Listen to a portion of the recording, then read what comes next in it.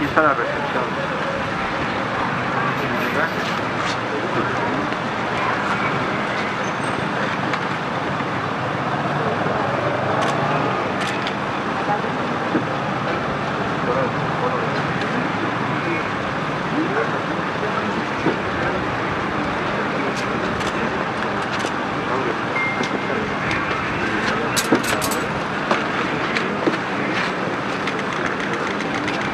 ¿Cómo está, señor? Buenos días. ¿Cómo está? Muy bien, gracias. ¿Cómo estás? Saludos.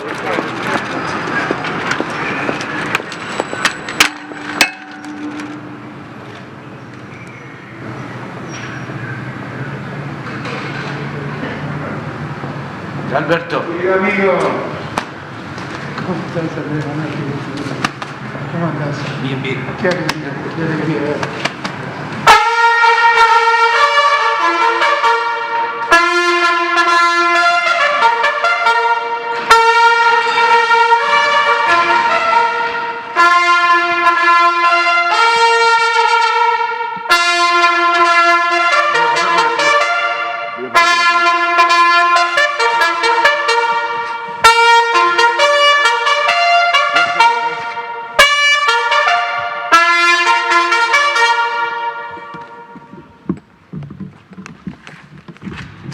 Buenos días.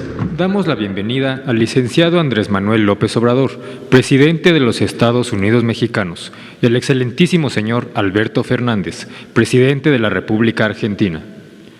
Para dar inicio a esta ceremonia oficial de bienvenida, se entonarán los himnos nacionales de México y de Argentina.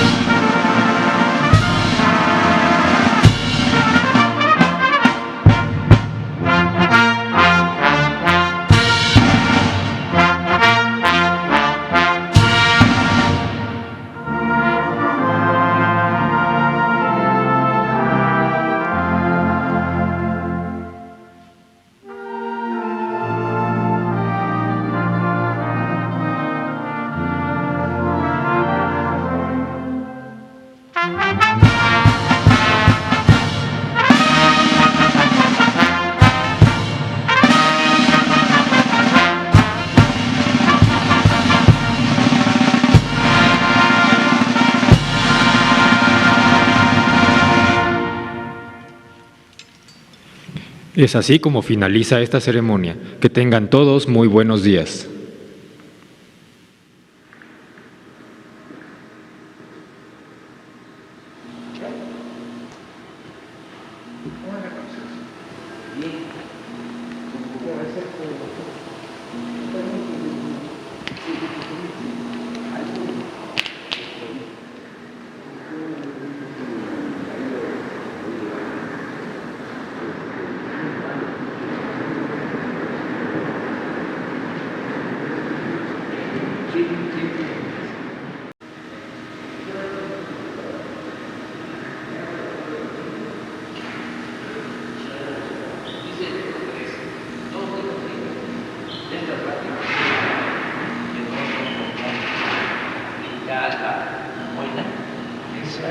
Sí, salgo ya 10 de la noche, el domingo, que tengo.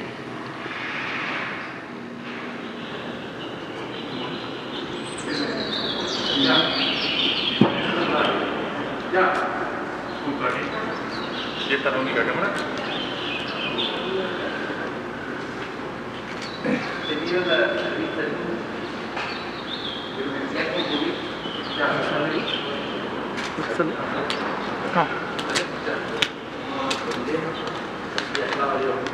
pero hablé con él, muy generoso.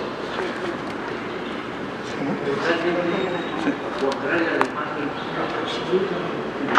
excusas, no te puedes imaginar, respetuoso, estamos preocupados por lo que está pasando, llenando médicos, termina al final diciéndome, sí, termina al final diciéndome que estoy perdido. Acá está el ministro de Justicia. Por ahí está el periodista Vars. Allá.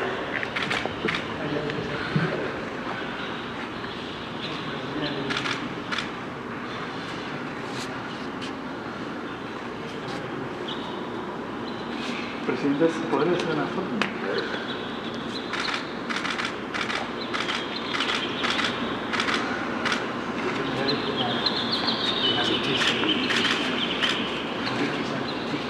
Todos los de este están pintados por casi 20 años. Toda la historia. ¿Qué personajes se me da el híbrido.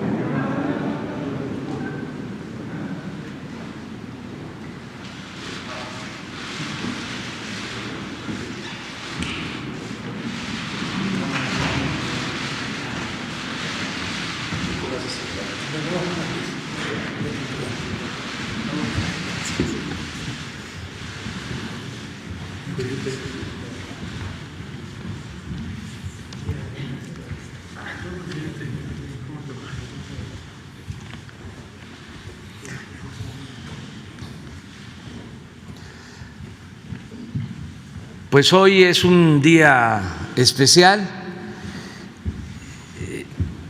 en esta conferencia mañanera tenemos de invitado a Alberto Fernández, presidente de Argentina, amigo nuestro, representante de un pueblo hermano, fraterno, como es el pueblo de Argentina, y vamos a llevar a cabo esta conferencia como todos los días y como lo hacemos los martes, que se dedica la conferencia a informar sobre el tema de salud, el pulso de la salud. Vamos a informar sobre la salud, luego, si lo desea, vamos a escuchar con mucho gusto, con agrado, a Alberto, y al final yo también quiero dar a conocer algo al pueblo de México,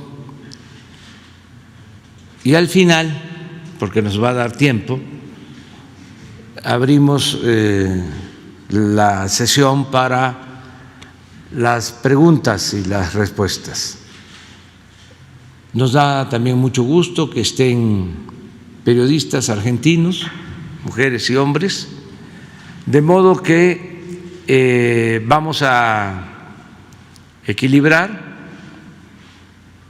vamos a darle la oportunidad de que pregunte un periodista argentino y un mexicano, hombre o mujer. Así vamos a trabajar, ese es el formato de esta conferencia especial. ¿No tienen el video?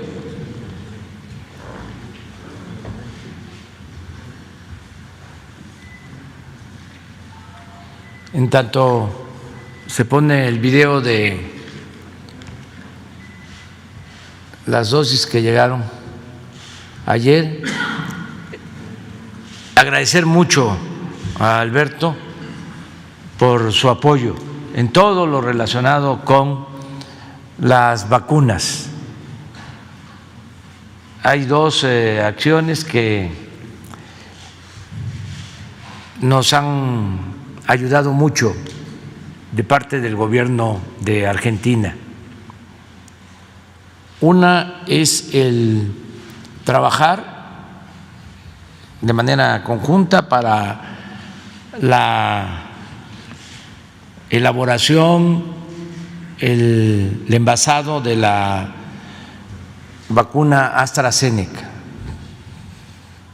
Lo que pudo constatar Alberto ayer, cómo se están envasando estas vacunas, millones de dosis a partir de abril, desde el principio de abril, una vez que se termine todo el trámite para constatar la calidad de la vacuna,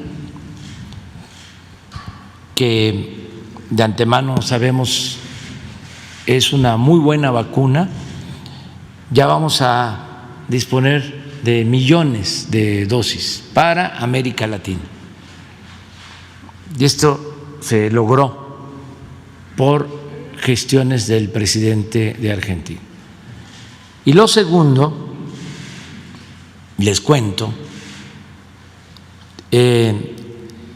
surge porque me entero de que en Argentina estaban aplicando una vacuna elaborada en Rusia y que es de un laboratorio de mucho prestigio, laboratorio que incluso creo, no estoy muy seguro, aparece mencionado en una de las novelas de los escritores rusos, Dostoyevsky o Tolstoy o Gogol, alguien hace mención a ese laboratorio que tiene muchísimo tiempo y mucho prestigio. Entonces, como antes de esta mañanera, todos los días nos reunimos, el Gabinete de Seguridad, de 6 a 7 de la mañana, porque nosotros recibimos el reporte, el parte de lo que sucede en las últimas 24 horas en el país, en lo que tiene que ver con delitos que se cometen. En la mañana, que en estas reuniones también nos están acompañando desde que estamos padeciendo de la pandemia, el doctor Alcocer, el doctor Hugo López-Gatell. Les comento, ayer me enteré, les dije, de que hay un acuerdo entre el gobierno de Rusia, el gobierno de Argentina, hay una vacuna, ¿por qué no van a Argentina? Alberto Fernández es nuestro amigo, él nos puede ayudar, pero hay que ir hoy mismo. Esto fue en la mañana y en la noche de ese día estaba saliendo el doctor Hugo López-Gatell y lo recibió Alberto y su equipo y logramos establecer la comunicación con el gobierno de Rusia, con el presidente Putin, hablamos con él y conseguimos esa vacuna. Entonces estamos muy agradecidos con Alberto, con el gobierno de Argentina. Repito, somos pueblos hermanos y nos da mucho gusto que nos acompañe. Va a estar con nosotros también en el acto en el que recordamos el triste acontecimiento del asesinato de nuestro apóstol de la democracia, Francisco I. Madero. Entonces nos va a acompañar también. Y mañana vamos a Iguala porque vamos a conmemorar los 200 años de la proclamación del Plan de Iguala para que México se constituyera en un país libre, independiente, soberano. Entonces tenemos un invitado especial que nos da mucho gusto tener a Alberto aquí. Y si quisieras decir. Muchas gracias, señores. Muchas gracias. Muy bien, buenos días a todas y todos. Primero, darle las gracias a la generosidad de mi querido amigo el presidente de México, don Andrés Manuel López Obrador. Alguien a quien respeto sinceramente por sus valores políticos y por el enorme esfuerzo que hace por recuperar un México que al tiempo en que le tocó asumir la presidencia estaba en situaciones difíciles. Con Andrés Manuel hablamos por primera vez cuando yo era un presidente electo y decidí viajar como primer destino a este México hermoso, con la idea de definitivamente unir lazos, profundizar el vínculo y de una vez por todas que Argentina y México, que tienen tantas cosas en común, enfrenten un futuro mucho más unidos de lo que ha sido hasta aquí. Para los argentinos, México no es cualquier país. Es el país que albergó a las víctimas de la dictadura, entre otras cosas, así como albergó a muchos otros perseguidos en el mundo. Les dio cobijo, les dio seguridad. Cuando todavía no había asumido la presidencia, con la complacencia de la OEA, en Bolivia ocurrió un golpe de Estado. Y allí muchos bolivianos vieron peligrar sus vidas, entre ellos nuestro querido amigo, el expresidente Evo Morales. Y yo no era presidente de la Argentina y me costaba mucho poder ayudarlo porque además tenía un gobierno que no tenía vocación de hacerlo en el país. Y entonces lo llamé a Marcelo Ebrard y le expliqué, y Marcelo inmediatamente le planteó el problema al presidente e inmediatamente dispusieron de un avión que rescatara a Evo Morales de las garras de sus asesinos. Y si Evo hoy está vivo, es en gran medida por lo que aquel día decidió el presidente de México, don Andrés Manuel López Obrador. Digo esto porque la historia de los exiliados y de los refugiados en México para mí tienen mucho que ver y me han marcado a fuego en mi amor por México. Desde mi maestro en el derecho penal, mi querido Esteban Rigui, que vivió aquí todos los años de la dictadura y aquí trabajó en la Procuraduría y aquí le abrieron las puertas de la UNAM y aquí se desarrolló como el extraordinario catedrático que fue, hasta Evo Morales. Todos ejemplos de lo que México es capaz de hacer por la humanidad y por la vida de los perseguidos. Así que para mí es muy reconfortante estar aquí, en este México, y en este México, déjenme decirlo así, de Andrés Manuel López Obrador, que a la vista del mundo es otro México. Yo no soy un diplomático, soy un político. Hace un tiempo atrás, a un presidente, un responsable europeo de una potencia europea, que me preguntó cómo veía la situación del continente y me preguntó puntualmente por México.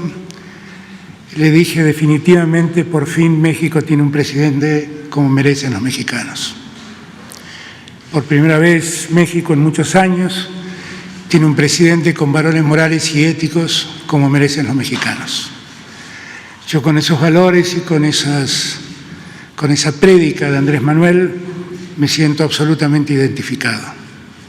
Y siento que es el deber de Andrés Manuel y mío profundizar los lazos de Argentina mucho más allá de que México aparezca cada vez que los argentinos deben exiliarse.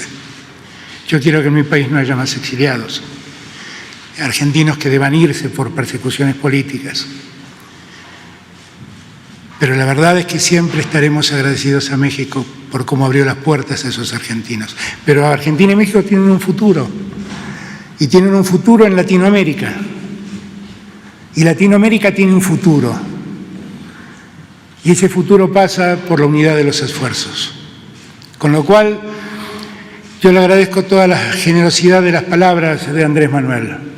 Pero que México y Argentina estén unidos es un deber que tenemos.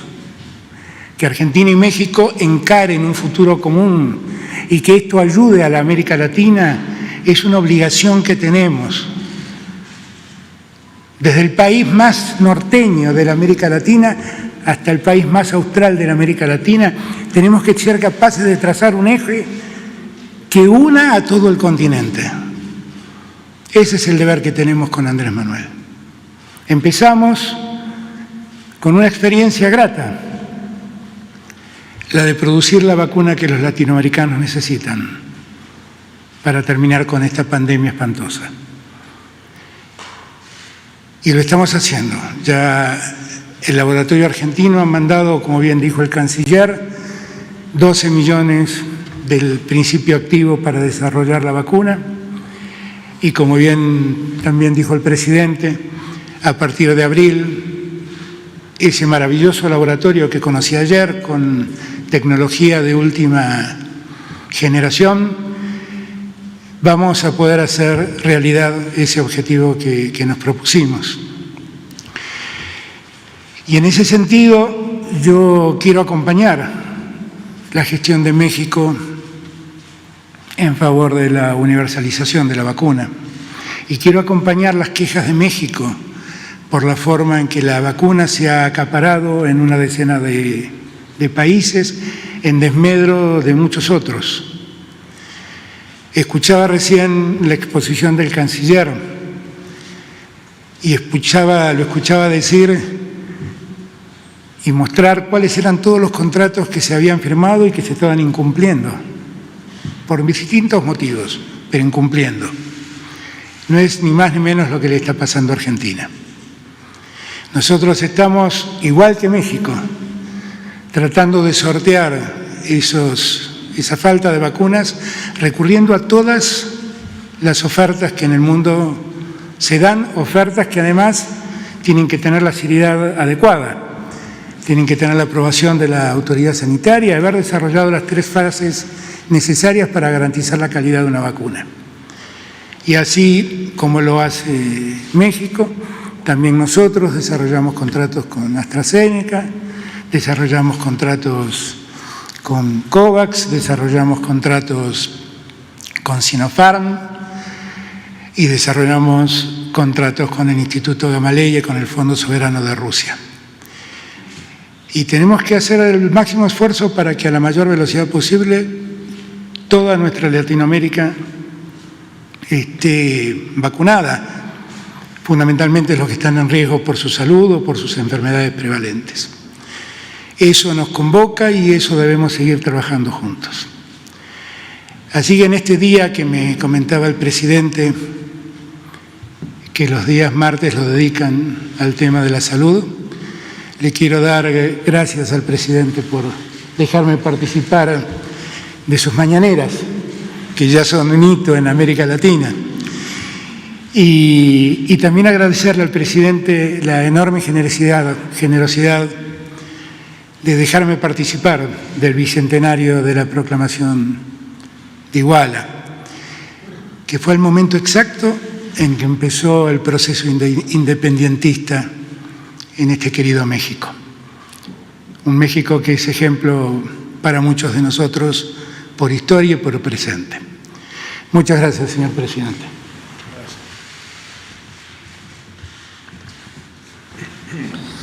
Bueno, pues continuamos. Tenía pensado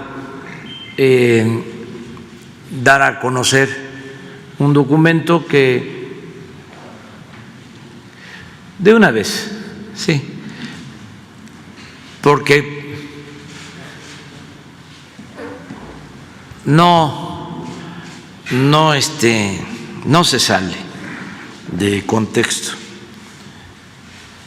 Es una carta que el día de hoy estoy enviando a la gobernadora de Sonora, Claudia Pavlovich, a la jefa de gobierno de la Ciudad de México, Claudia Sheinbaum, y a los gobernadores de nuestra República.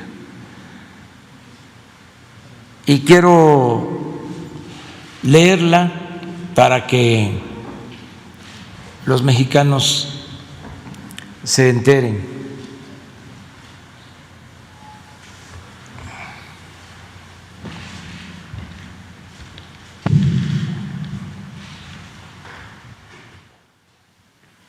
Hoy, 23 de febrero, cuando recordamos tristes y avergonzados el horrendo crimen cometido por déspotas y tiranos en contra del presidente Francisco I. Madero y del vicepresidente José María Pino Suárez, me dirijo a ustedes para hacerles con absoluto respeto a sus personas, investiduras, facultades y autonomías constitucionales, una atenta recomendación con miras a las próximas elecciones y con el más sincero propósito de establecer en definitiva una auténtica democracia en nuestro país. En muy pocos momentos de nuestra historia se ha visto realizado este ideal de la democracia. Y recuerdo tres. Primero, cuando triunfó el movimiento revolucionario y gobernó el apóstol de la democracia, Francisco I. Madero. Luego, en el año 2000, cuando se respetó el triunfo del Partido Acción Nacional y de su candidato a la presidencia, y recientemente, en las últimas elecciones del 1 de julio de 2018, cuando la mayoría de los ciudadanos decidió apoyar el proceso de transformación que está en marcha para desterrar la corrupción y el régimen de injusticias y privilegios que predominaba. Como es evidente, en la actualidad hay condiciones inmejorables para convertir en realidad esa aspiración histórica de México y establecer una verdadera democracia en nuestro país. El pueblo así lo demanda. Hay partidos bien definidos en el terreno político e ideológico. Existen instituciones electorales encaminadas a ser cada vez más libres e independientes, como el Instituto Nacional Electoral, el Tribunal Electoral del Poder Judicial de la Federación y la Fiscalía Electoral recientemente creada para combatir delitos que se cometan en esta materia y que ahora están considerados en la Constitución y en el Código Penal como graves, por lo que se castiga con cárcel y sin derecho a salir bajo fianza a quienes violen las libertades políticas de los ciudadanos. Además, y esto es muy importante, se sostiene desde la Presidencia de la República el indeclinable compromiso de respetar y hacer respetar la voluntad soberana del pueblo. Por eso no tengo duda que en esta gran tarea contaremos también con la más amplia y convencida colaboración de todas y todos ustedes. La historia nos ha enseñado que la estabilidad política no se consigue en ausencia de libertad ni mediante el puro progreso material.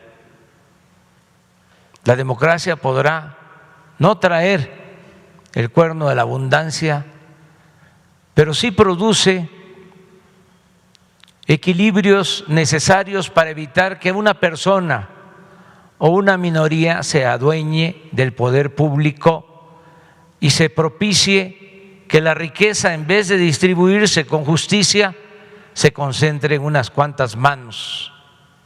No olvidemos que muchos de los problemas que han dado al traste con el progreso de México se han originado por la corrupción engendrada por el predominio de un sistema político elitista y antidemocrático. En consecuencia, gobernadora, gobernadores y jefa de gobierno de la Ciudad de México, les propongo de la manera más horizontal y respetuosa que establezcamos un acuerdo nacional en favor de la democracia. Por mi parte, les manifiesto que actuaré, como siempre, con absoluta rectitud y en defensa de la soberanía popular. Y a esto mismo les convoco a ustedes.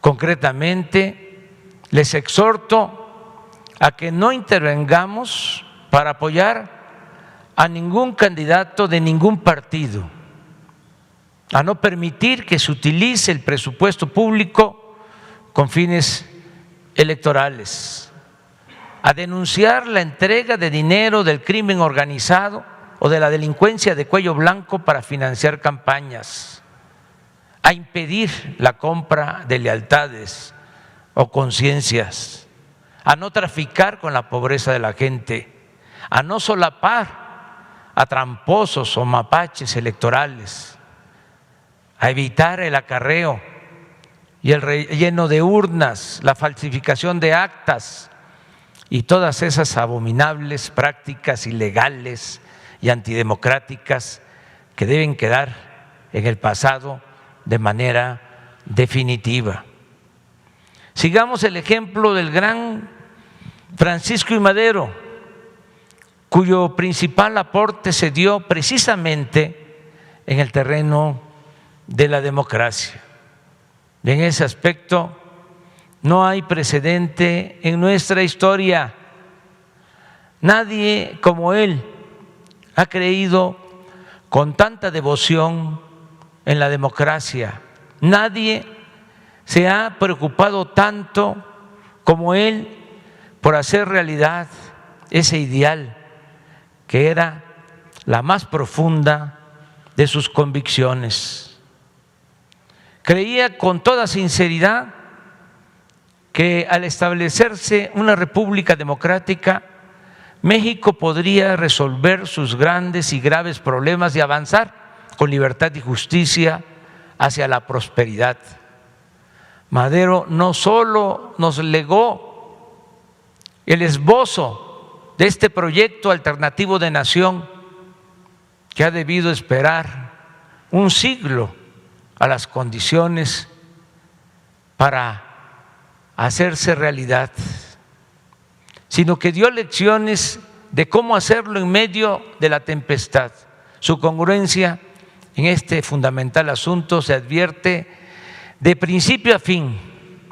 Todavía estaba en Ciudad Juárez cuando declaró en mayo de 1911 a un periodista estadounidense del New York World: al subir yo al poder voy encarnando dos principios, uno de ellos sancionado ya por la Constitución y que de mí depende que se cumpla, y que es el de la no reelección.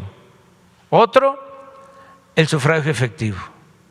Para lograr este último se necesita reformar la ley electoral y esto depende principalmente del pueblo, pero yo me voy a constituir en el principal guardián de esa prerrogativa popular y consideraré que mi principal deber es facilitar la libre manifestación de la voluntad popular a fin de que las leyes sean genuina expresión de esa voluntad. En una palabra, voy a ser el principal amigo y defensor de las libertades del pueblo. Por los momentos históricos por los que atraviesa México, considero secundario todo lo demás. Ya en la presidencia son muchas las muestras de respeto al sufragio y casi inexistentes las denuncias por violaciones de los procesos electorales por parte del Ejecutivo Federal. Madero, como ningún otro presidente en la historia, procuró que las elecciones fueran libres y limpias. Veamos algunos ejemplos documentados por el historiador Alfonso Taracena.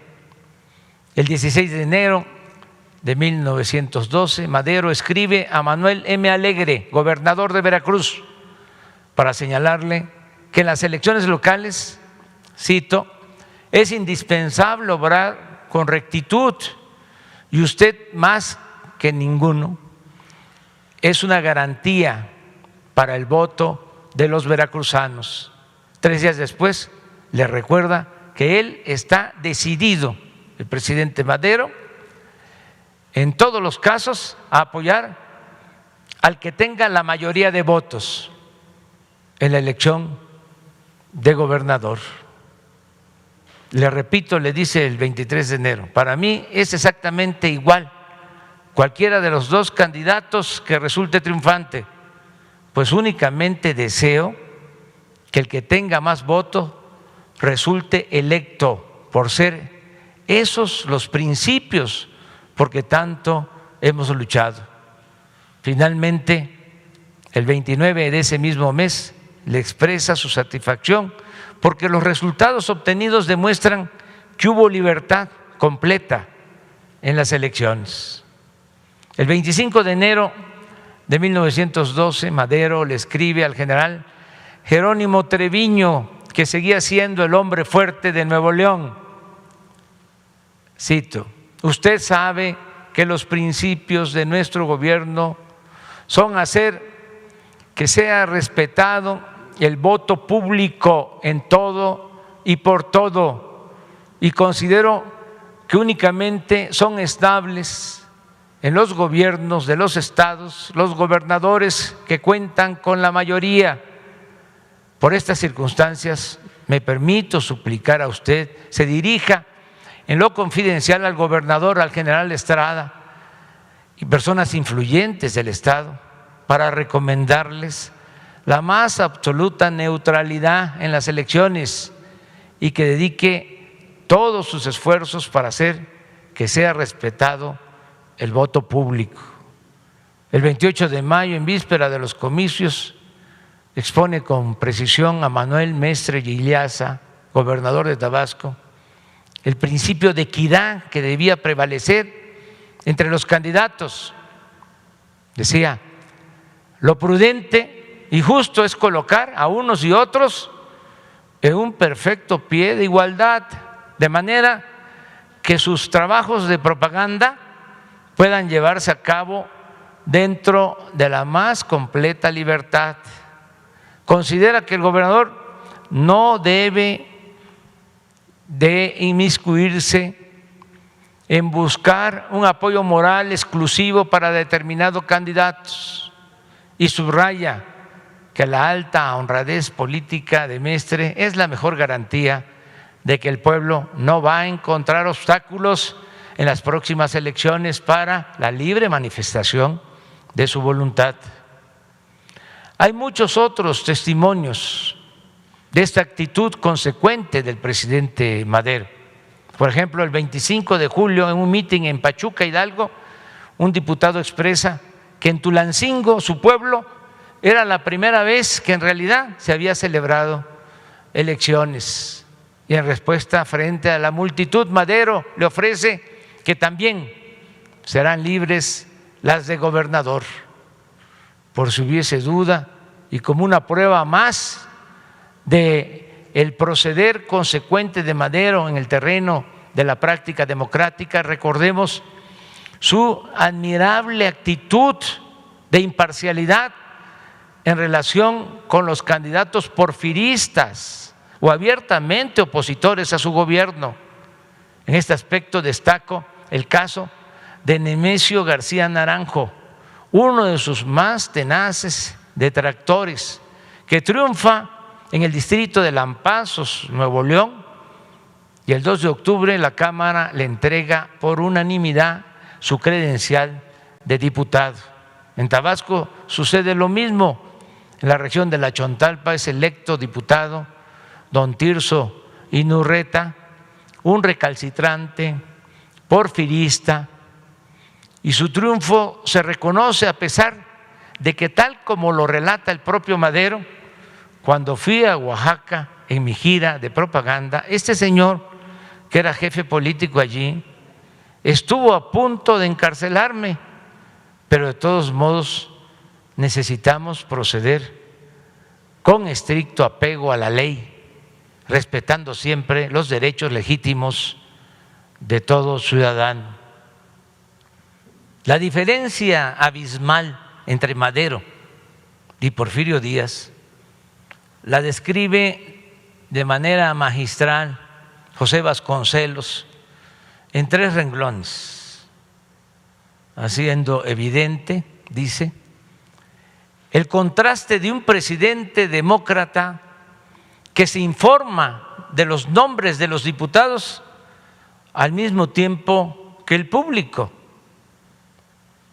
y el antiguo presidente que formaba la lista del Congreso meses antes de la elección. En fin, bajo el gobierno de Madero, como casi nunca se ha visto en México, hubo elecciones libres y limpias. Esto, por si fuera poco, se logró en medio de intensas turbulencias políticas y sin antecedentes de una práctica democrática en otros momentos de nuestra historia. Es decir, quedó manifiesto, y esa es una de las lecciones de Madero, que ayuda mucho la voluntad presidencial de hacer valer el sufragio efectivo y convertir en realidad un sistema de gobierno representativo, popular y verdaderamente democrático. Por eso Madero ha sido único. ¿O acaso sabemos de otro presidente en la historia de México que haya escrito a los gobernadores para recomendarles que se abstengan de manipular el voto y garanticen con equidad la libre decisión de los ciudadanos? En suma, estimadas y estimados mandatarios, los convoco a que juntos hagamos historia. El Acuerdo Nacional por la Democracia y su efectiva ejecución nos permitirá establecer en México la ansiada democracia de manera perdurable, y ello elevará a nuestro país hasta lo más alto en el concierto de las naciones. Atrás quedarán los malos recuerdos de siglos de imposiciones y fraudes electorales, y nuestro pueblo, con sus legítimas autoridades, seguirá dando ejemplo de dignidad y grandeza. Esta es la carta que envío el día de hoy a los gobernadores.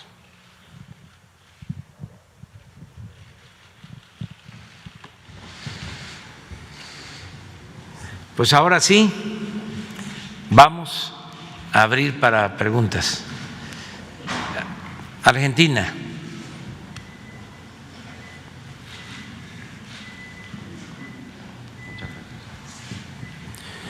Buenos días, presidente López Obrador. Gracias por recibirnos en el Palacio Nacional. Soy Rafael Matus, del diario La Nación, preguntando en nombre de todos los colegas argentinos. Tengo una pregunta para usted y también para el presidente Alberto Fernández. Presidente, quería preguntarle, en aras de lo que está ocurriendo en la Argentina, ¿qué otras medidas tomará para evitar más privilegios en la distribución de las vacunas? ¿Y aceptaría la interpelación en el Congreso del jefe de gabinete y la creación de una comisión investigadora parlamentaria sobre lo que se ha llamado el escándalo de las vacunas VIPS? Y para el presidente López Obrador, usted ayer criticó la vacunación secreta para los de arriba en otros países. ¿Qué medidas toma su gobierno para que eso no pase aquí en México? ¿Y cómo planean ambos mejorar la equidad en la vacunación en la región? Y si piensan llevar el tema que han planteado al G20 o a la Asamblea General de las Naciones Unidas. Muchas gracias. Muchas gracias. Miren, siempre he planteado que el tema de las vacunas es un tema muy sensible y que debemos tratar con absoluta seriedad, porque el riesgo es que lo terminemos politizando y el riesgo es que terminemos haciendo lo que creo que nadie quiere hacer. En Argentina he conocido que en circunstancias irregulares se vacunó a un grupo de alrededor de 70 personas. El concepto de irregular es un número, un dato o un concepto a revisar, porque entre los vacunados había personas que estratégicamente debían vacunarse. Los medios en Argentina ponen entre Alberto Fernández, entre los que recibió la vacuna indebidamente, pero yo me tuve que dar la vacuna porque los medios argentinos decían que no se podía confiar en la vacuna rusa. Y tuve que convocar a la confianza ciudadana. Por el mismo motivo se dio la vacuna Cristina, por el mismo motivo se dio la vacuna Axel, por el mismo motivo se dieron la vacuna muchos otros gobernadores muchos de los cuales ni siquiera son oficialistas. Por el mismo motivo se dieron la vacuna a algunos intendentes que tampoco son oficialistas. Porque hubo una campaña despiadada, desatada en Argentina por la oposición, para hacerle sentir a los argentinos que la vacuna Sputnik V era veneno. Y hasta me denunciaron por estar distribuyendo veneno.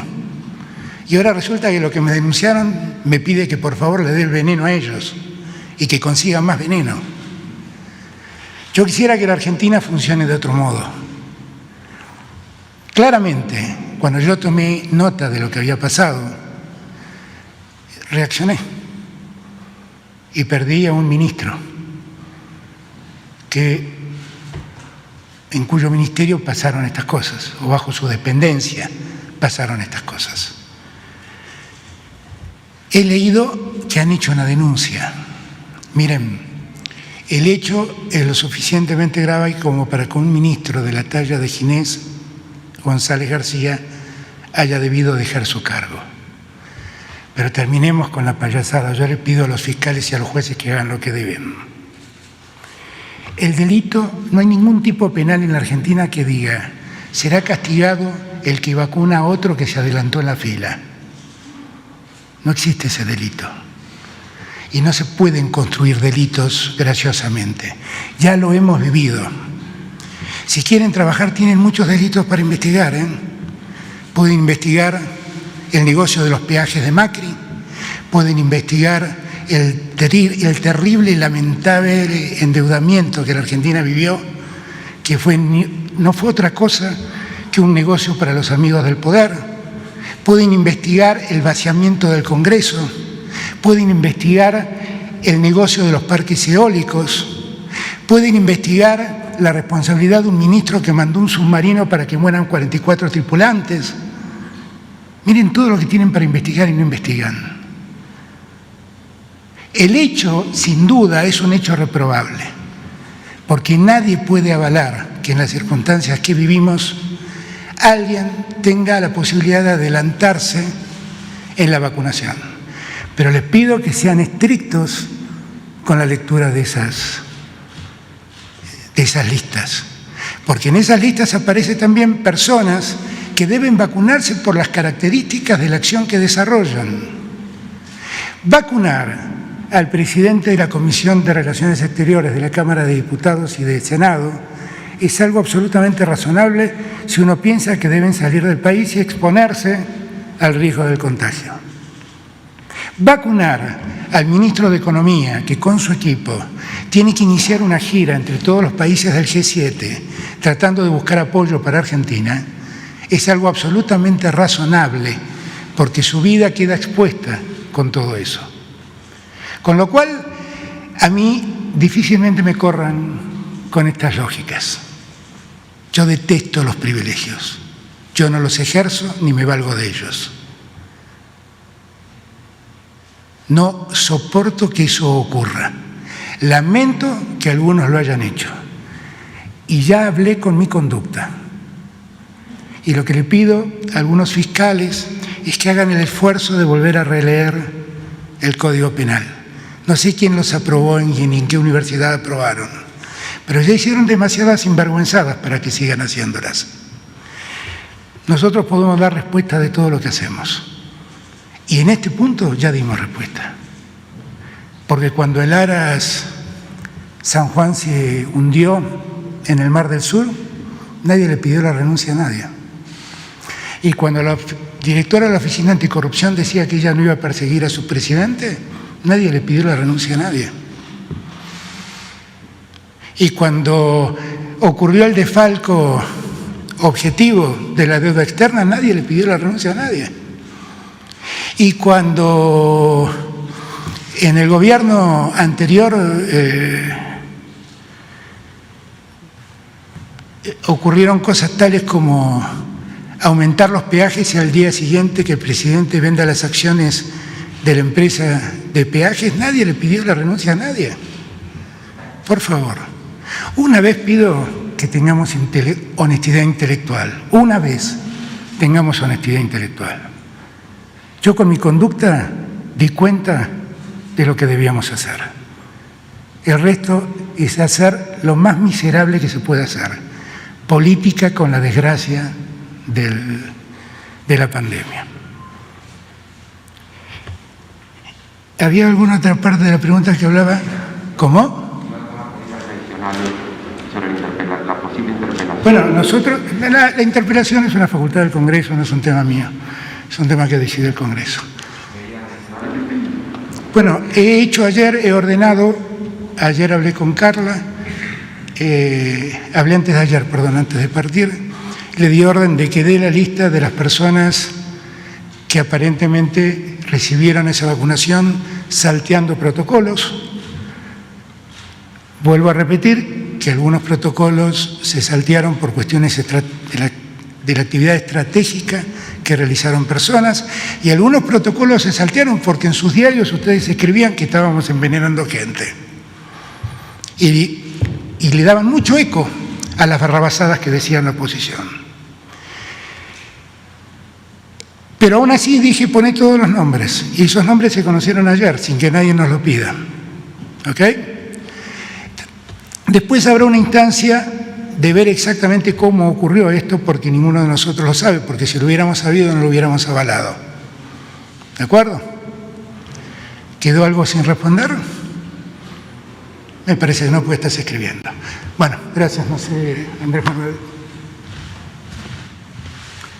Bueno, nosotros respetamos mucho al gobierno de Argentina, respetamos y estimamos a Alberto, lo consideramos un hombre consecuente, de modo que no vamos a opinar sobre este asunto en estos momentos. Sí consideramos que es necesario el que intervenga más la ONU para garantizar que todos los países del mundo tengan acceso a las vacunas.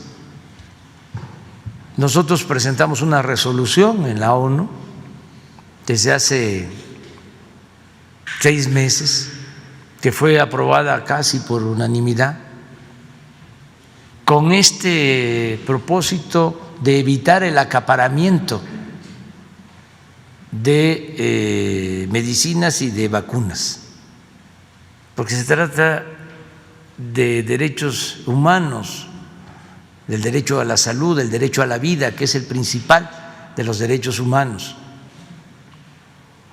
Se creó un mecanismo en la ONU, pero no está funcionando,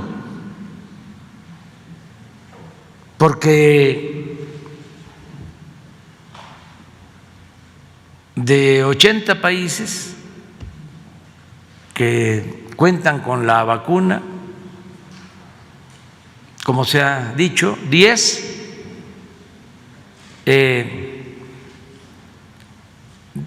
están concentrando el 80%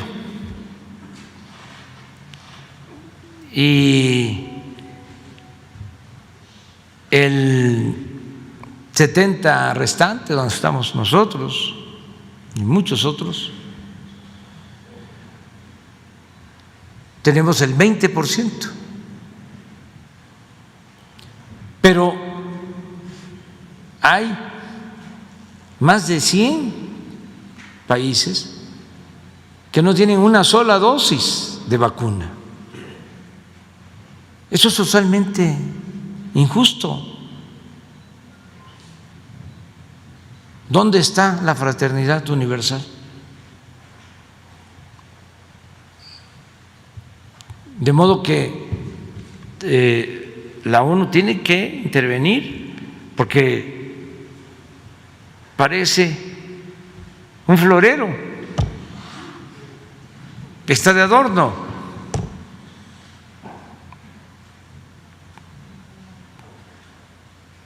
Y es un acuerdo de todos los gobiernos que se tiene que hacer valer. En esto, pues coincidimos la mayoría de los pueblos. Yo quiero agradecer a farmacéuticas, a gobiernos extranjeros que nos están ayudando, pero sería ilustrativo, y aquí acostumbramos a hacerlo, el que veamos cómo está la vacunación en el mundo. No sé si tengan el último reporte.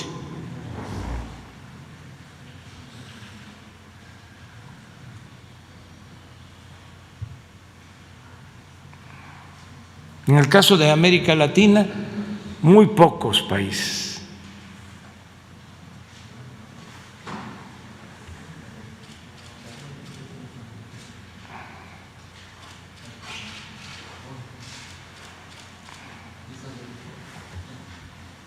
Miren,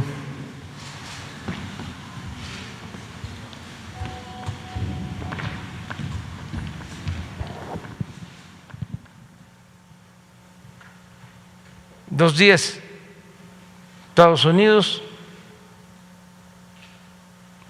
63 millones de dosis, China 40 millones, Reino Unido 18 millones, India 11 millones, Israel 7 millones, Brasil 6 millones, Turquía 6 millones, Emiratos Árabes 5 millones, Alemania 5 millones, Rusia casi 4 millones, ahí están 10. Bajamos, América Latina, si lo vemos de acuerdo a la población, encontramos que en América Latina nosotros 1.733.000, apenas el 1% de nuestra población. Chile es el que lleva más, de acuerdo a su población. Tiene 2.871.000 dosis, 15% de su población. Luego Argentina está igual que nosotros, 1%, que han hecho un gran esfuerzo. ¿Seguimos?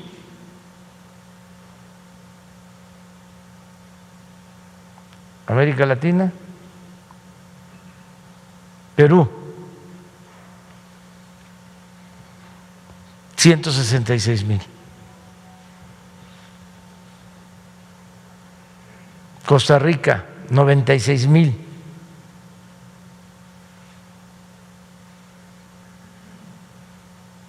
De acuerdo a su población, 1.1 también. ¿Sigue? Panamá, 47.000. Bolivia, 10.000. Ecuador, 8.000. Y ahí terminó. Son 90.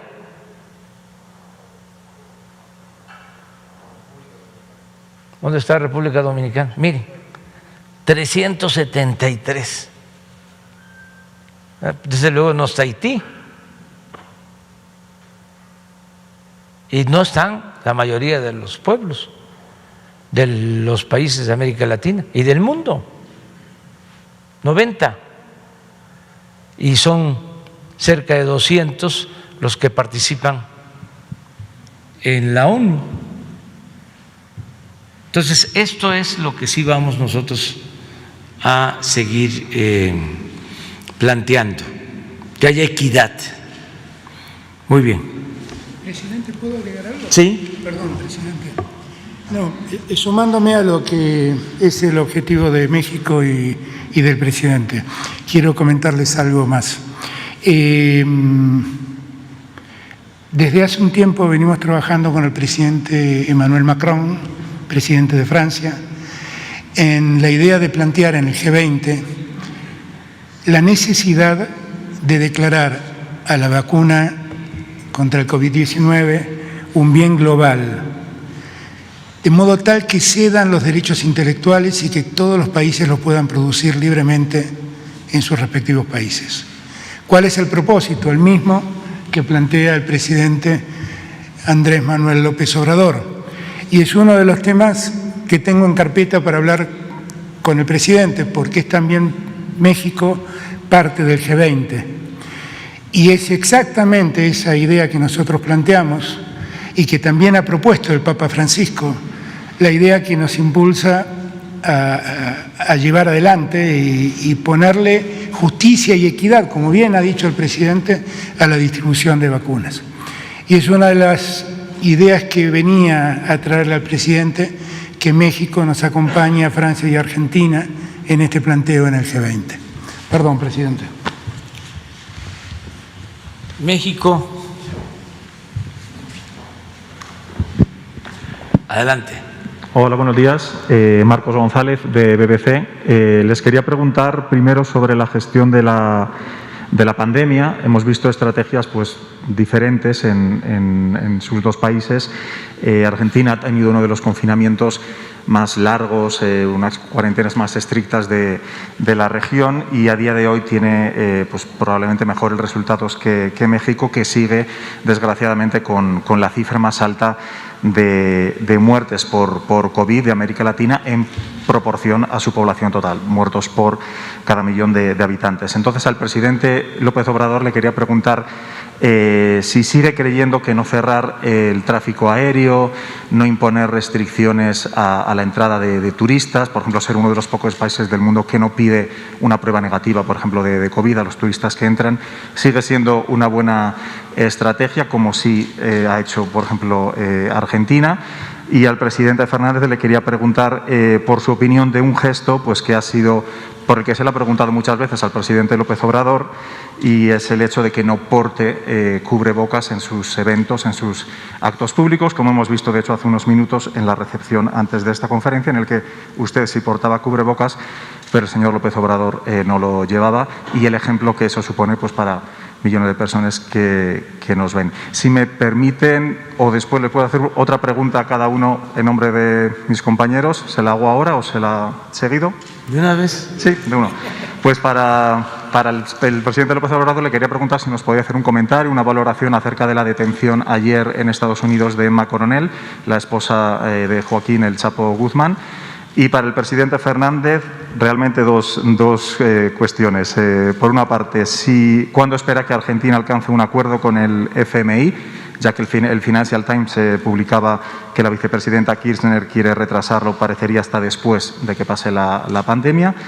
Y, por otro lado, al hilo de lo que ya nos ha comentado del escándalo de las vacunas VIP, veíamos una encuesta, un estudio de la consultora Management and Fit, que decía que el 71% de los argentinos cree que deberían renunciar todos los funcionarios implicados en ese escándalo. Le quería preguntar si cree que la respuesta por su parte ha sido suficiente al hilo de este sentir de la población, o si podríamos esperar más renuncias de funcionarios en los próximos días. Gracias. Bueno, mire, nosotros desde el principio de la pandemia decidimos equilibrar, cuidar todo lo relacionado con los contagios.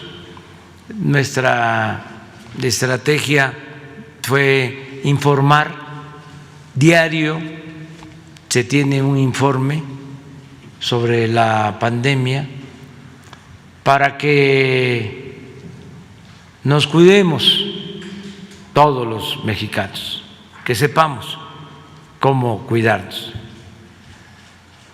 y al mismo tiempo garantizar la libertad. Aquí se ha dicho varias veces, prohibido prohibir. Pensamos que se tienen que lograr las cosas de manera voluntaria, sin imponer nada, sin autoritarismos. Juárez decía, nada por la fuerza, todo por la razón y el derecho. Y eso es lo que hemos aplicado. Respetamos las políticas que se llevaron a cabo en otros países. Cada pueblo, cada país, cada gobierno tiene sus circunstancias. Nosotros definimos enfrentar la pandemia como lo hemos venido haciendo y consideramos que han sido buenos los resultados. Desde luego da mucha tristeza y dolor que se pierdan vidas humanas, pero es una situación difícil que hemos venido enfrentando con responsabilidad. Y acerca de las comparaciones, pues si se tratara de eso, yo podría contestarle nada más que es hasta de mal gusto, ofrezco disculpa, de que a la nación más poderosa del mundo que tenemos de vecinos les ha ido peor que a nosotros. Lamentamos mucho que esto pase al pueblo estadounidense, que es un pueblo también hermano, pero como que no conviene hacer comparaciones, como que no es un asunto de maniqueísmo. Y a veces la prensa no actúa con objetividad. Y en estos casos, como lo decía Alberto, yo pensaba que nada más era en México, la prensa conservadora, los que apoyaban a los gobiernos neoliberales que saquearon, yo creo que en el caso de México no hay duda. En el caso de Argentina no puedo decir más de lo que me consta, que endeudaron a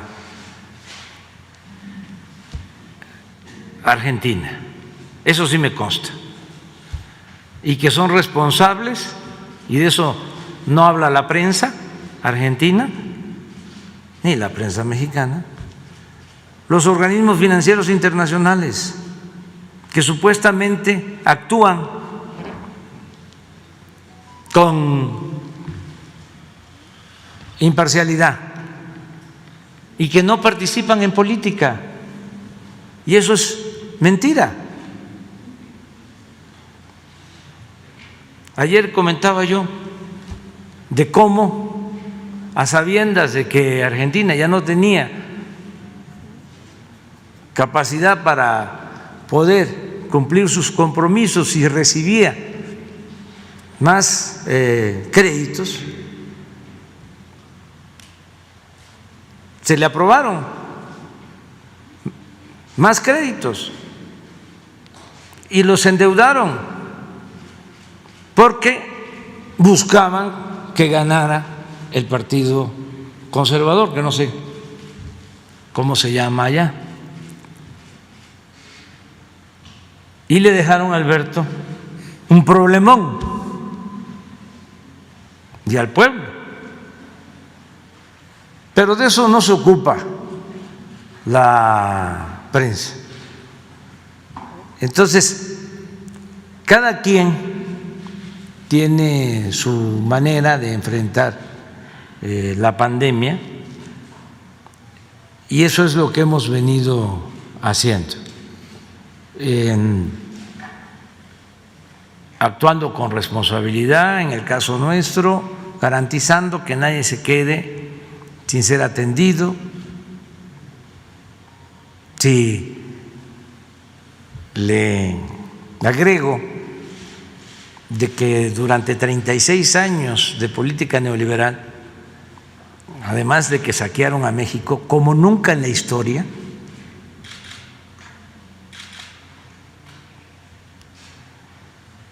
nos dejaron sin médicos, sin especialistas. Ya se puede imaginar cómo heredamos el sistema médico, el sistema de salud.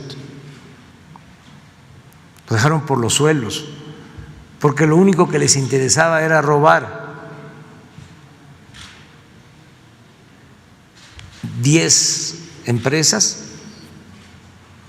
le vendían al gobierno 80,000 millones de pesos en medicinas, a precios elevadísimos. Pero así como esto, en otras cosas. Le pongo otro ejemplo. El cuñado de Carlos Salinas, de Gortari,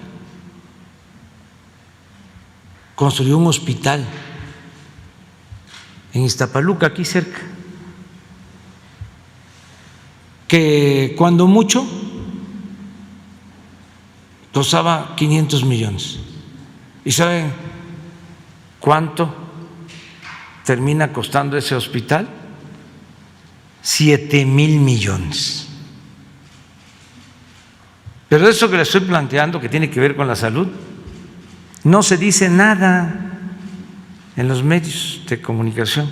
Hay honrosas excepciones, desde luego, hay una prensa libre, independiente, pero la mayor parte de los medios que se dedicaban a quemarle incienso a los presidentes del periodo neoliberal, ahora se volvieron opositores. Todos en contra de nosotros. Además, como ya no hay subvención, porque se destinaban formalmente 12,000 millones de pesos para publicidad a los medios, y ahora son 2,500. Entonces están muy enojados. Pero no solo es eso, están enojados porque ya se terminó el saqueo, porque ya estamos fortaleciendo a Pemex, a la Comisión Federal de Electricidad, que estaban a punto de desaparecer por la política privatizadora. Entonces, todos esos negocios jugosos, lucrativos, a costa del presupuesto, que es dinero del pueblo, pues ya no se pueden realizar. Se acabó la corrupción. Entonces están muy molestos, no solo la prensa nacional, el País de España, porque una de las empresas favoritas eran las españolas, de las empresas favoritas durante el periodo neoliberal. El presidente Calderón tenía como empresa favorita a Repsol de España. El presidente Peña Nieto a OHL. No, ¿cómo se llama la empresa favorita de Calderón? No, la de Calderón era Repsol, y la constructora española OHL, sí, OHL, también española. Entonces ganaban todos los contratos, una gran corrupción. Bueno, ya ustedes han oído hablar de Odebrecht.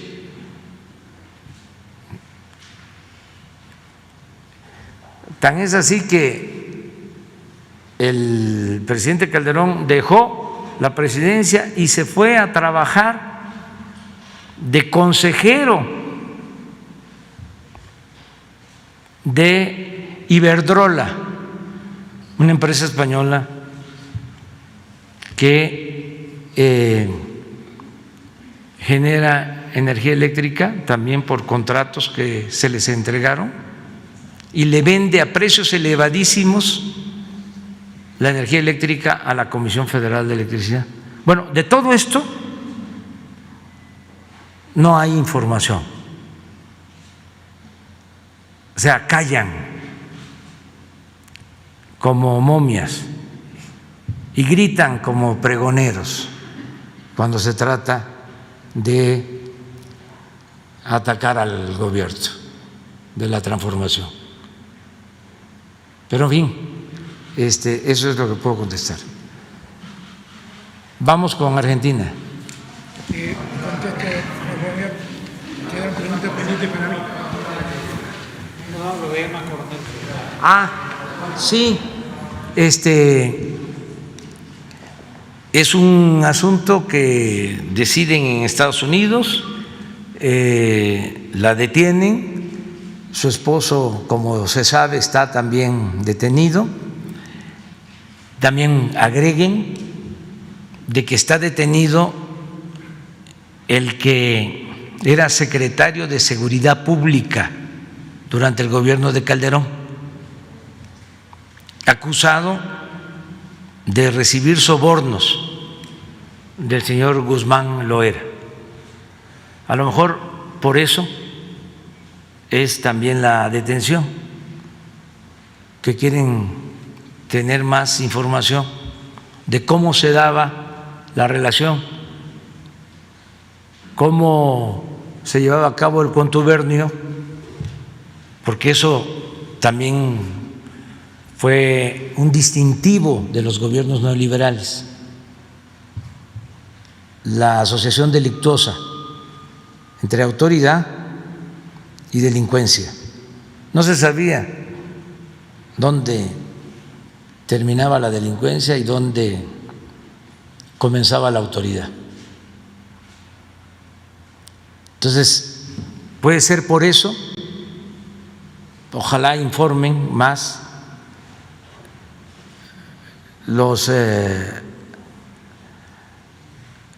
del gobierno de Estados Unidos, pero ese es un asunto que les corresponde a ellos. Gracias, presidente. A ver, primer punto. Yo uso permanentemente tapabocas. Ocurre que también las recomendaciones dicen que en lugares abiertos donde no enfrento a nadie a 2 metros de distancia puedo prescindir del tapaboca. Y en una circunstancia como es la de dar una conferencia de prensa, darla con tapabocas es una cosa particularmente incómoda. Pero esos cuidados siempre los tengo. De hecho, llegué a este maravilloso palacio con el tapabocas. Yo no puedo hacer comparaciones, pero sí déjeme decirle algunas cosas. La Argentina debió hacer al inicio de la pandemia una cuarentena muy estricta, porque entre otras cosas, tampoco lo dicen los diarios argentinos, el sistema de salud argentino estaba devastado. El Ministerio de Salud había sido anulado. El ministro de Salud había dejado vencer millones de vacunas y en la Argentina habían vuelto enfermedades como el sarampión mientras las vacunas se pudrían en algún lugar de las aduanas. De esto mucho no se habla y no veo ningún fiscal preocupado por investigarlo. Ahora, nosotros debimos ser muy estrictos porque tuvimos que poner de pie un sistema de salud absolutamente destruido. Entre otras cosas, porque por ejemplo en la provincia de Buenos Aires había una gobernadora que se jactaba de que no iba a hacer más hospitales. Y llegó la pandemia y tuvimos que actuar con mucha fuerza para poner de pie ese sistema de salud. Y utilizamos alrededor de 90 días para hacer y para proveernos de todo lo que nos faltaba. Nos faltaban camas de terapia intensiva, nos faltaban hospitales, nos faltaban respiradores artificiales. En la Argentina, 2 hermanos en Córdoba habían montado una empresa que hace respiradores, pero hacían 40 respiradores al mes. Nos lo convocamos, tuvieron todo el apoyo del Estado y empezaron a hacer 500 respiradores por mes. Y lo que logramos, merced a ese tiempo inicial de pidiéndole a la gente que se quede en sus casas, lo que nosotros llamábamos el aislamiento sanitario, lo que logramos es poner en pie ese sistema de salud, porque si no, podía pasarnos lo que habíamos visto que pasaba en Europa, que la explosión fue tan enorme que el sistema sanitario no tenía capacidad de dar respuesta. Y un año después, la tranquilidad que tengo es que en la Argentina no hubo un solo argentino que fue a un hospital y le dijeron no hay lugar para usted. Y ningún médico tuvo que enfrentar la disyuntiva de decir ¿a quién le doy el respirador? Porque todos lo tuvieron. Después, lamentablemente, la pandemia se llevó 50.000 vidas de argentinos, de una edad promedio de 74 años. Y eso está claro que cuando la pandemia ataca a esa edad, indudablemente es muy difícil sobrepasarlo. La Argentina tiene muchos cuidados, porque definitivamente, como a México, la enfermedad nos llegó importada en los aviones. Y por eso nosotros tenemos cuidados y precauciones. También es verdad que en la pandemia una de las claras disyuntivas que uno tiene que enfrentar es, esto se los digo con el máximo respeto, pero yo por momentos discuto con periodistas argentinos muchas veces y les digo que el periodista es como el plateísta que está en la tribuna mirando el partido de fútbol. Sabe lo que tiene que hacer el arquero, cómo tiene que cabecear el 9, cómo tiene que mandar el centro al wing, pero nunca jugó el partido de fútbol. Analizar desde la platea es una cosa muy simple. Jugar el partido es otra cosa. Andrés Manuel y yo pasaremos a la historia como los presidentes de la pandemia. Gobernar en la pandemia es gobernar lo desconocido, gobernar lo que nos conoce. Es luchar contra un enemigo invisible que nadie sabe por dónde ataca. Y por lo tanto, todos debimos ir aprendiendo en el camino cómo enfrentar este problema. De un virus que además, ustedes europeos lo conocen bien, ha empezado a mutar y pareciera ser que se fortalece frente a los mecanismos de defensa que nosotros proponemos. Con lo cual, es muy fácil juzgar con números. Es muy difícil gobernar en la pandemia. Como bien dijo recién el presidente, cuando yo recién les comenté que a un líder europeo le dije México tiene un presidente como merecen los mexicanos, voy a confesarles algo más, que no creí oportuno decirlo, pero que después de escuchar al presidente creo que debo decirlo. México tiene el primer presidente honesto en muchos años, el primer presidente decente en muchos años.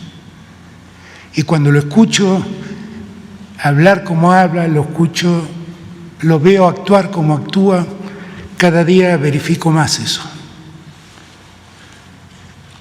Yo soy parte de una generación que abrazó la política y como bien dice mi querido amigo, entrañable amigo y maestro, Pepe Mujica, mirá, si querés hacer política, dedícate a otra cosa. Pone una empresa, pone un comercio. Si querés hacer dinero, dedícate a otra cosa. Pone un comercio, pone una empresa. Pero si querés hacer política, olvídate del dinero. Y yo creo en eso, como cree Andrés Manuel. Y la verdad, nos repugna ver cómo el poder mediático protege a los poderosos que hacen negocios vergonzosos con los que tienen el poder de turno. Yo no estoy para avalar nada de eso. A su pregunta de si voy a pedir más renuncias, mire, si hay más responsables, se van a tener los que se tengan que ir. Porque nunca ni promoví ni avalé nada de eso. Pero también digo, no voy a hacerme cargo del escarnio público que están promoviendo sin medida en Argentina. ¿De acuerdo? ¿Le contesté? El acuerdo con el FMI. Nosotros estamos trabajando para alcanzar un acuerdo. Parte de lo que gran parte de la prensa argentina hace es demonizar a Cristina, que la quieren mostrar siempre como una persona disruptiva y alocada que promueve soluciones que poco tienen que ver con lo que a la Argentina le puede convenir. Ese es un problema que tengo que resolver yo y el ministro de Economía. Y que hoy seguramente Cristina tiene opinión y seguramente la escucho, pero es una decisión mía. Nosotros estamos tratando de encontrar un acuerdo de un crédito que, como bien marcó el presidente López Obrador, fue vergonzoso. Un acuerdo que, según ha confesado el presidente del BID, que en esos días era director en el Fondo Monetario Internacional en representación de los Estados Unidos, fue dado para garantizar el triunfo de Mauricio Macri en esa elección. Allá en Argentina decimos, fue la campaña política más cara de la historia de la humanidad. Ahora esa campaña política la tenemos que pagar los argentinos. Y entonces yo quiero ser muy cuidadoso con la negociación con el Fondo Monetario Internacional, porque sé cómo ese crédito fue dado y sé cómo el poder de entonces dejó fugar miles de millones de dólares de la Argentina con negocios de sus amigos. Lo he visto, tenemos todo identificado y le vamos a contar a los fiscales a ver si alguna vez se dignan a investigar a los poderosos. Nosotros queremos encontrar un acuerdo, pero el acuerdo tiene que ser un acuerdo que le convenga a Argentina. Y tiene que ser un acuerdo que parta de esa premisa. Miren, nosotros tenemos que hacer frente a un crédito alocado que el Fondo Monetario Internacional le dio a un país con fines políticos sin ningún sentido económico. Cuando yo era candidato y me visitó la delegación del fondo que visitó la Argentina, le pedí que paren de entregarle plata a la Argentina porque todo el dinero que entraba se fugaba en manos de los amigos del presidente de turno. No, y eso fue un comunicado oficial que hice después de reunirme con el enviado del fondo. No voy a borrar con el codo lo que dije en aquel momento. Ahora sí, voy a tratar de encontrar un acuerdo, pero quiero que el acuerdo no le cueste a los argentinos más de lo que ya han debido soportar. Eso es lo que espero. Perdón, y quiero agradecerle puntualmente al presidente López Obrador, porque en el momento en que estábamos negociando con los acreedores privados, un día desesperado porque no encontraba respuestas de ellos, le pedí su colaboración y su colaboración fue determinante para que podamos encontrar el acuerdo que buscábamos. Y nunca tuve la oportunidad de decírselo cara a cara. Muchas gracias, Andrés Manuel, porque lo logramos y de verdad él nos ayudó mucho. Gracias. Bueno, vamos a, yo creo que están bien representados, y nos recomiendan siempre, nuestros asesores, que son los ciudadanos, que no nos tardemos mucho en la conferencia, que no se pase de las 9, porque los tenemos mucho tiempo ahí. Ya vamos a dejar por ahora la conferencia. A los periodistas mexicanos, compañeras, compañeros, pues mañana vamos a estar aquí y todos los días. Por eso, además, con un invitado de honor como el que tenemos, se tiene que dar todo el tiempo a Argentina, todo el tiempo a la representación de nuestro pueblo hermano, Argentina. Mañana voy a hablar de eso en Iguala, de la fraternidad, del afecto, de los lazos de solidaridad entre los pueblos de Argentina, de México. Los maestros nuestros que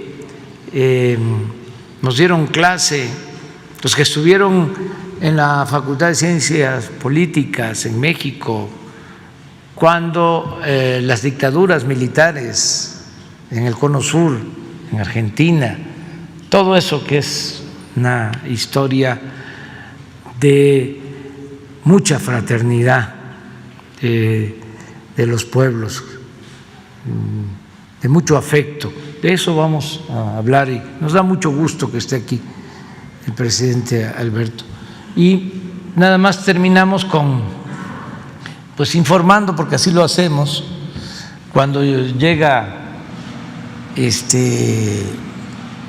un cargamento con dosis de vacunas en el aeropuerto, pues siempre lo comentamos.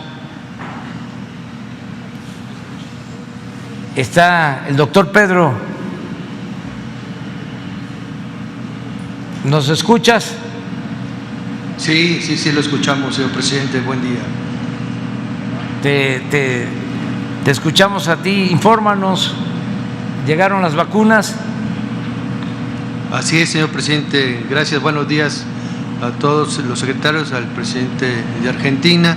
Le queremos informar, señor presidente, que están llegando en este momento 511.875 dosis de Pfizer, y de las cuales 386.100 estarán en la Ciudad de México y 125.775 irán a Nuevo León, Monterrey, para el tema de la segunda dosis para el personal de salud que atiende hospitales COVID, señor presidente. Pues lo celebramos, siguen llegando las vacunas, como en Argentina, por el esfuerzo y las gestiones del presidente Alberto Fernández. Ya se inició el plan de vacunación, no se va a detener, vamos a seguir vacunando. Ya estamos a punto de terminar la vacunación del personal de salud que está en hospitales COVID, enfermeras, médicos, trabajadores de la salud. Ya están vacunados casi todos los que están salvando vidas, arriesgando sus vidas. Eso fue lo primero. Y ya empezamos la vacunación de adultos mayores, porque los médicos, los expertos nos han recomendado de que se le dé prioridad a los adultos mayores. Se asegura que si se vacuna a adultos mayores de 60 años, se logra reducir la mortalidad por COVID en un 80%. Si se vacuna de 60 hacia adelante. Entonces, la otra población preferente, luego de los médicos, de las enfermeras que están en hospitales COVID, son los adultos mayores. Pensamos que para abril vamos a tener vacunados, cuando menos con una primera dosis, a todos los adultos mayores del país. Y así vamos a seguir. Es vacuna universal, gratuita, como se está haciendo en Argentina, y vamos hacia adelante enfrentando esta crisis sanitaria y también la crisis económica, y vamos a salir, porque es mucha la fortaleza del pueblo de Argentina, del pueblo de México.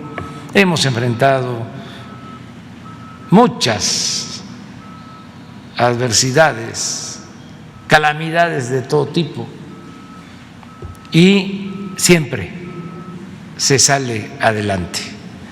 Entonces, yo termino por ahora y les invito para que mañana nos volvamos a encontrar aquí a las 7 de la mañana. Muchas gracias de todo corazón. Muchas gracias.